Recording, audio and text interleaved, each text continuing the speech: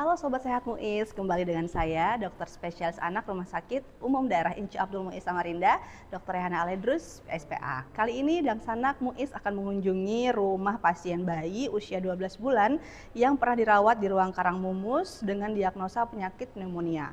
Nanti kita akan melakukan pemeriksaan kesehatan kembali terhadap pasien serta memberikan edukasi kepada keluarga pasien.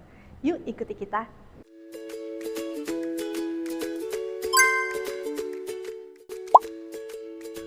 Ya, Siapa?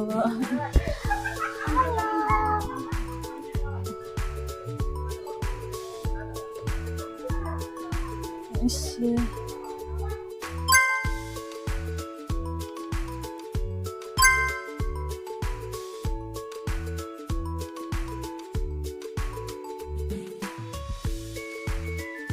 jadi bayi itu rentan kena penyakit infeksi pernafasan, gitu ya.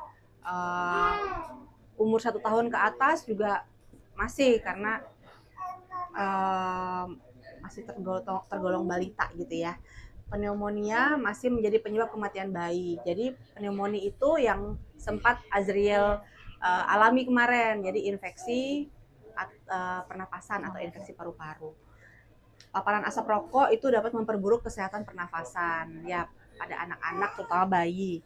Pentingnya peran keluarga dalam pencegahan. Oke, next.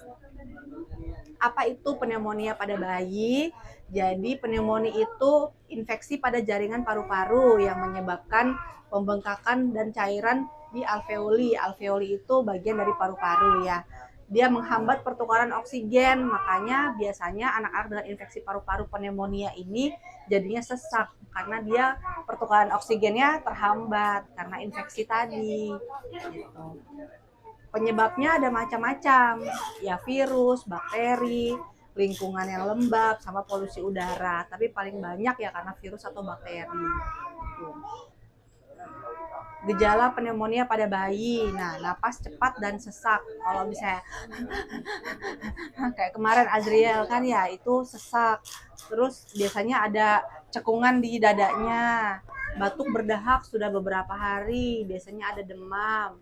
Kemudian bayinya tampak lemas, kadang-kadang bibirnya tampak biru sama di ujung-ujung jari tampak biru, itu karena oksigennya kerendahan karena infeksi tadi gitu ya. Next.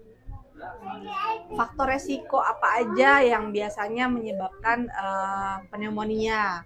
Pertama gizi kurang, habis itu gizi buruk, bisa juga bayi belum imunisasi lengkap, tapi alhamdulillah Azril lengkap ya. Terus kondisi rumah yang lembab, riwayat prematur. Azriel prematur atau cukup bulan? Enggak. Oh, syukurlah. Nah, tapi ini paparan asap rokok gitu ya. Itu penting, jadi faktor resiko yang lumayan sering menyebabkan infeksi paru-paru pada anak atau bayi. Komplikasi apa aja yang bisa terjadi kalau anak itu terkena pneumonia? Nih, gangguan pernapasan berat, jadi sesaknya makin berat. Anaknya jadi biru kayak yang tadi saya bilang ya. Terus bisa infeksinya bisa sampai ke darah. Nah, itu biasanya harus pakai antibiotik yang sesuai banget atau bahkan antibiotik dosis tinggi. Kalau dia infeksi paru-parunya nggak langsung ditangani gitu ya. Misalnya, aduh nggak sempat bawa ke rumah sakit. Nah, itu infeksinya bisa sampai ke darah. Terus bisa terjadi gangguan tumbuh kembang. Nah, karena kalau infeksi itu bisa menghambat penyerapan nutrisi pada anak atau bayi. Jadi sebaiknya kalau ada infeksi, batuk pilek yang udah lama harus segera dibawa ke dokter. Ya, dokter, terutama dokter spesialis anak biar ditangani segera gitu ya, supaya nggak sampai terjadi gangguan tumbuh kembang. Nah, rawat inap lebih lama. Biasanya kalau udah terlanjur terlambat, dibawa ke rumah sakit, infeksinya sampai parah banget, otomatis rawat inapnya jadi lebih lama gitu di rumah sakit. Nah, ini dia bahaya paparan asap rokok tuh. Pasti banyak yang rokok kan di daerah sini. Nggak cuman bapaknya Azril aja, mungkin semua di daerah sini. Nah, asap rokok itu dia mengandung lebih dari 7.000 bahan kimia yang berbahaya, menumpuk di paru-paru bayi. Nah, terus dia bisa mengiritasi saluran pernapasan, makanya jadi infeksi. Terus dia meningkatkan resiko infeksi paru-paru, baik pneumonia ataupun bronkitis namanya istilah penyakitnya. Kenapa bayi itu sangat rentan? Nah, itu karena paru-parunya masih berkembang, masih belum sematur paru-paru orang dewasa gitu ya. Terus sistem imunnya masih belum bagus, masih belum sempurna, nggak seperti orang dewasa. Ukuran saluran napasnya lebih kecil, sama pertahanan lendirnya terbatas. Aduh, kasiannya, kenapa itu? Lagi pengen main aja. Oke, next. Nah, jadi paparan asap rokok itu bisa ada efek jangka pendek, ada efek jangka panjang. Efek jangka pendeknya itu bisa jadinya batuk kronis atau batuk yang lama. Terus sesak napas, itu lebih ke arah pneumonia tadi ya. Radang tenggorokan itu yang paling cepet banget kena gitu ya kalau hari-hari terpapar sama asap rokok. Sama alergi pernapasan. Biasanya kan ada beberapa kita orang dewasa pun juga kalau misalnya ada asap yang lewat, hacim gitu ya, itu bisa memicu alergi. Next. Nah, kalau untuk efek jangka panjangnya paparan asap rokok, ada resiko asma yang tinggi. Asma itu ya berhubungan sama alergi tadi. Jadi saluran pernapasannya menyempit, ujung-ujungnya sesak napas juga. Terus infeksi yang berulang, infeksi pneumonia atau bronkitis, penurunan fungsi dari paru-paru karena terjadinya infeksi yang berulang-ulang, sama resiko pneumonia meningkat dan signifikan. Nah, third hand smoke artinya apa itu namanya itu? Ya, perokok pasif lah gitu ya. Kita kan perempuan-perempuannya kan jarang ada yang merokok ya, bapak-bapaknya aja. Jadi kita tergolong perokok pasif, ya kan ya.